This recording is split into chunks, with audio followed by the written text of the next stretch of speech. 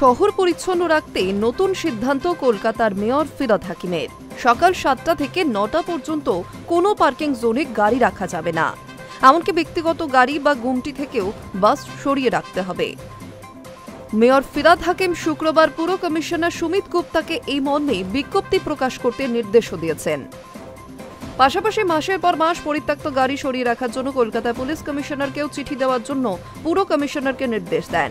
শুক্রবার নাগরিকদের সঙ্গে ফোনে আলাপচারিতা টক টু মেয়রে হালতু কায়স্তপাড়ার এক বাসিন্দা অভিযোগ করেন তার বাড়ির সামনে অনুমতিহীন পার্কিং জোন, সেখানে কে বা কারা দিনের পর দিন জঞ্জাল ফেলে যাচ্ছে। সাফাই কর্মীরা দুটি গাড়ির মধ্যে থাকা জঞ্জাল সাফাই করতে পারছে না, অস্বাস্থ্যকর পরিবেশ তৈরি হচ্ছে।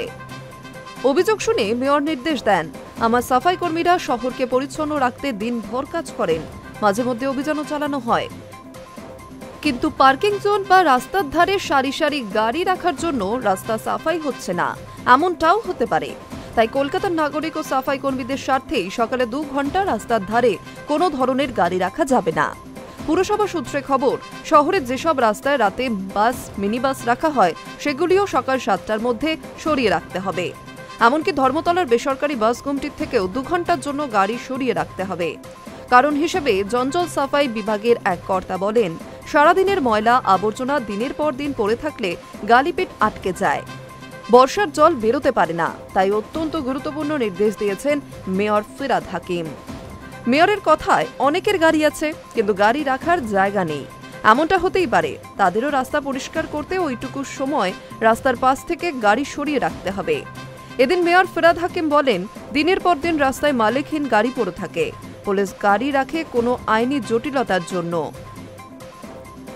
তবে রাস্তায় না রেখে এইসব গাড়ি ধাপায় নির্দিষ্ট জায়গায় রাখার ব্যবস্থা আছে, সেখানে রাখলে শহরের রাস্তা অনেকটা ফাঁকা হবে, যান চলাচলেও সমস্যা হয়। শহর পরিচ্ছন্ন রাখতে এদিন স্বল্প সময়ের একটি মিউজিক ভিডিও প্রকাশ করেন মেয়র, যেখানে ডাস্টবিনে ময়লা ফেলার জন্য শহরের নাগরিকদের অনুরোধ জানানো হয়েছে।